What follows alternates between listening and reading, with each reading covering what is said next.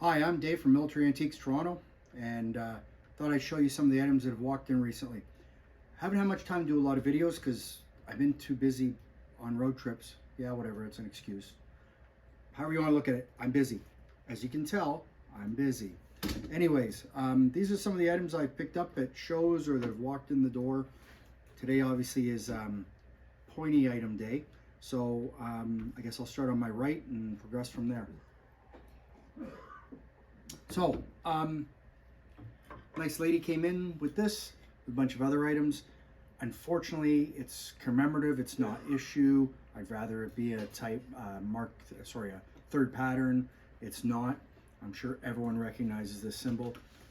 It's a 22nd SAS commemorative, 22nd? 22nd. Special Air Service commemorative third pattern. It's not incredibly rare. I wish it had the case. It doesn't. It's not in mint condition, but you know, I guess it is what it is, right, Bill? So I'll show you a close-up of that. So as we see the people jumping out of a perfectly serviceable aircraft for you airborne types, made in England. And then we look at the other side, you got the SAS cap badge, 22nd SAS Regiment etched onto the blade. It's not a fighting knife in this case, but it's nicely presented. So that'll get photoed hopefully the next couple days and listed.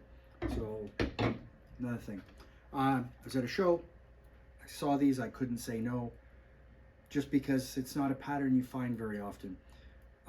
They're Bar and Stroud binos. They say 7 by. They don't say anything else on them except for that, of course, and a C broad arrow and a serial number. That you can see where the broad arrows were in yellow on the body. I don't think I can get the details on there. Well, you know what? What the hell? I'll try. So as you can see, right there, there's a broad arrow, and over here it says Bar and Stroud, which are a premium binocular maker, in my opinion. Um, I looked through these first before I bought them. They're incredibly clear, so they work really well. These are listed on the website already. I don't know what price they were, but they are on there.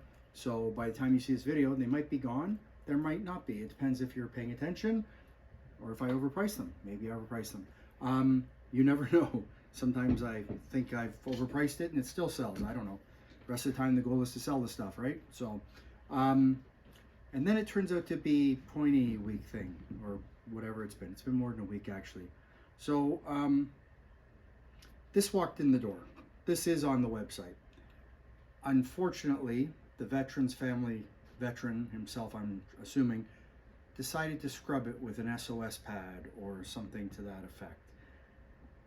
He hasn't destroyed it, but he certainly didn't preserve it. Now he's passed away, so I can't talk to him unless I get a Ouija board, which I have, but I'm not going to contact him because I don't even know his name. Suppose he's a British Army type, I assume officer, don't know who, don't know what, but whatever. But they cleaned all this up, but they didn't clean it properly because all he did was clean the wood and some of the metal fittings and then leave the dirt on it, which whatever, it takes all kinds, whatever. It's important thing is that the screws have not been turned. This is listed already on the website at a very reasonable price, so I don't expect it to last incredibly long. There's the maker, Friedrich Schmidt, Solingen, nicely marked on the guard there. But as you can see, what I'm talking about is that somebody took an SOS pad and worked at it, which is a real shame because it could have been so much better. But it's been scrubbed and scrubbed and scrubbed, and I don't know why. I can't answer you.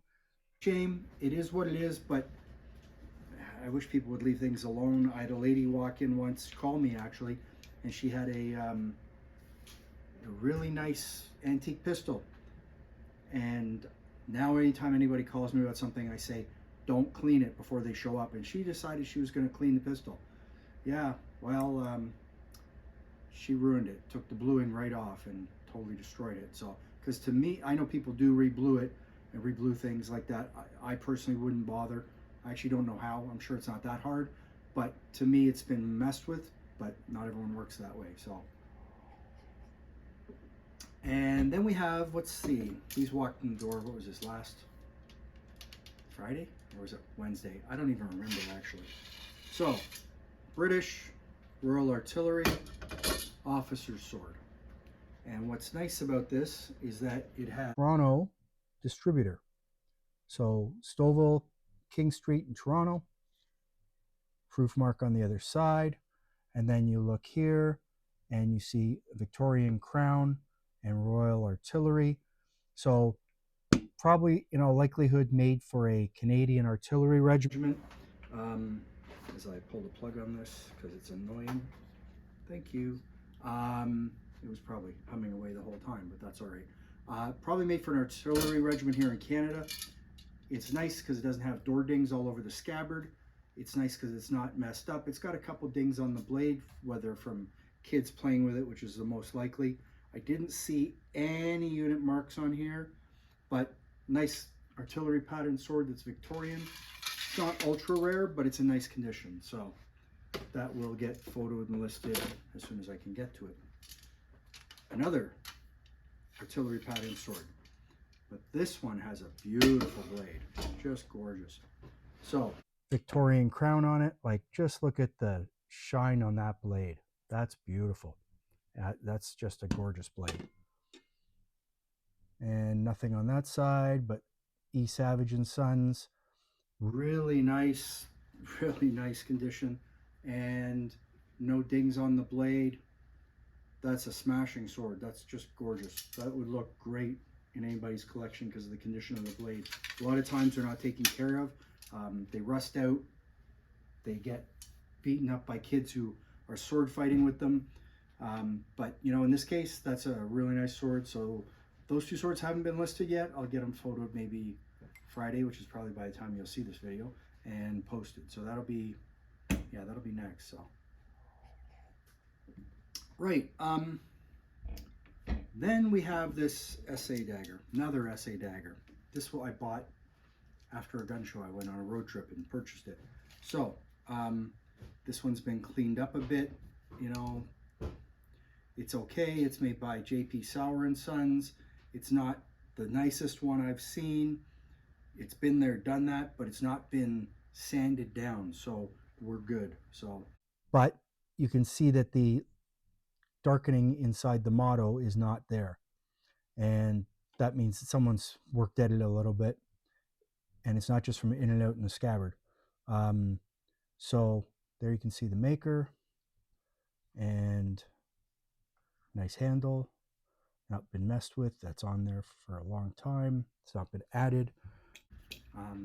Screws have not been turned. This has not been added yet, but like always, the balls gets crushed because they get dropped, because people go like that, either hitting something with it, hitting a table, or it drops and the ball gets crushed because it's just a thin thing of metal.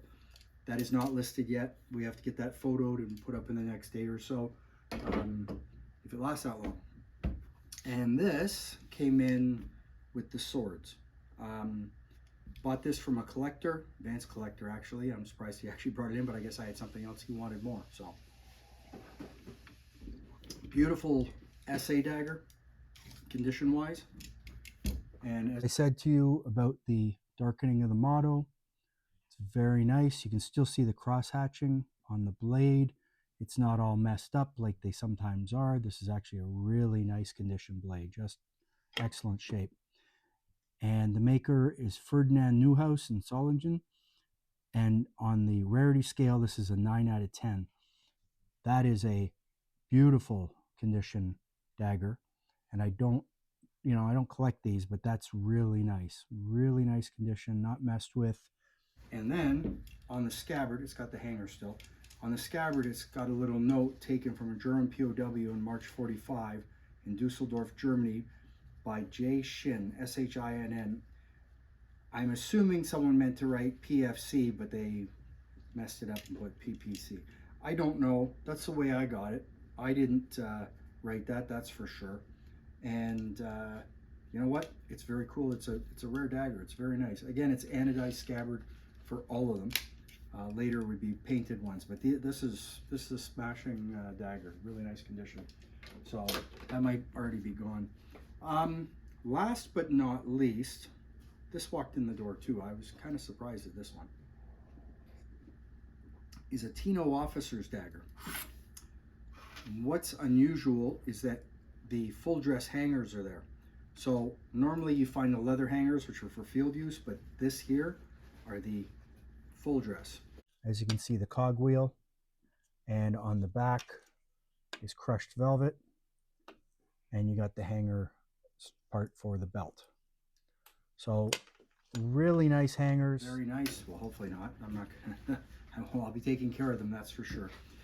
Then we have a Tino officer's dagger. Now, it's very nice. I wish that the pommel wasn't oxidized a bit. It is. There's a slight crack in the handle, and you know what? There was something on here, I'm sure of, because you can see pins on there and pins on there on the handle, which obviously had something on. So there you go, and it's numbered 2442, and on the other side is the secret squirrel, as I call it, for Icorn, and it's got the leather washer still, just needs a wiping off. It's got some oil on it. I do not believe this is tied properly, but this is the way I got it. So if you look here, you'll see the extra 2 holes, which I feel, I could be wrong, had something in it, because I did take this apart after the fact, and I did not see any. This is not a repair. This is 2 holes that actually held something on it, I'm sure. And as I said about the pommel, you can see the condition.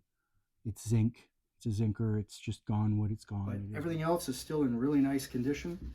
And then, if you look at the scabbard here, I don't know if you can see it right there, 2442. Yes, that's what I said. Which matches the dagger.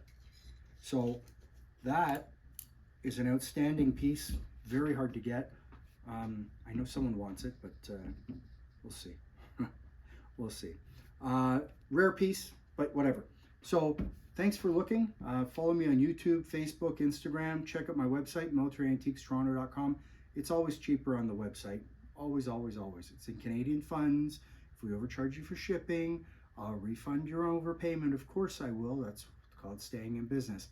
Having said that, you wouldn't believe the criminal rates I pay for shipping these days, but whatever, that's not your fault. We know whose fault that is, but we're not going to discuss that because people don't want to hear the truth. But what is the truth, right?